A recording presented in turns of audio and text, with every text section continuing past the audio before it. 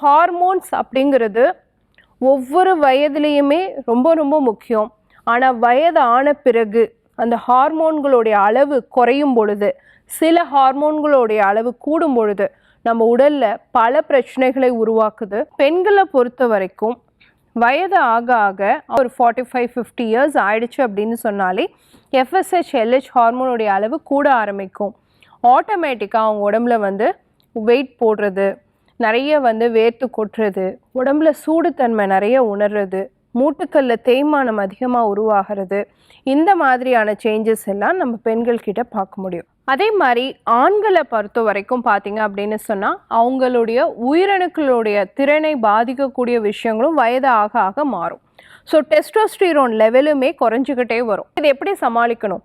Age ஆகும் பொழுது கண்டிப்பாக நேரத்திற்கேற்ற உணவு முறை இருக்கணும். நிறைய சத்து நிறைந்த உணவுகள், குறிப்பாக ஒமேகா 3 ஃபேட்டி ஆசிட் சத்து நிறைந்த உணவுகளை சேர்த்திக்க பழகணும். அதே மாதிரி ஒரு அரை மணி நேரமாவது, இது வரைக்கும் 40-50 வயசு வரைக்கும் எந்த உடற்பயிற்சியும் செய்யலைன்னா கூட ஒரு நாளைக்கு ஒரு அரை மணி நேரமாவது உடற்பயிற்சி செய்யணும்.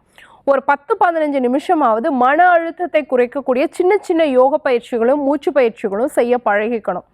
நிறைய ஊட்டச்சத்து நிறைந்த சிறுதானிய உணவுகள், ராகி, கம்பு, சோளம், சாமை, இந்த மாதிரியான காய்கறிகளை சேர்த்துக்கணும். ஒரு 1/2 ஸ்பூன் சீரகம், 1/4 ஸ்பூன் வெந்தயம், 1 ஸ்பூன் வர மல்லி எல்லாம் சேர்த்து ஒரு 2 டம்ளர் தண்ணி விட்டு 1/2 கிளாஸை சுண்ட வச்சு ஒரு கஷாயம் மாதிரி போட்டு, இந்த மாதிரி ஹார்மோனல் ஷிஃப்ட் ஃபீல் பண்ணக்கூடியவங்க, ஹார்மோனல் இம்பேலன்ஸ்னால வெயிட் கெயின் ஆகக்கூடியவங்க இந்த பானத்தை டெய்லியுமே காலையில் எம்டி ஸ்டொமக்கில் எடுத்துகிட்டே வரலாம்.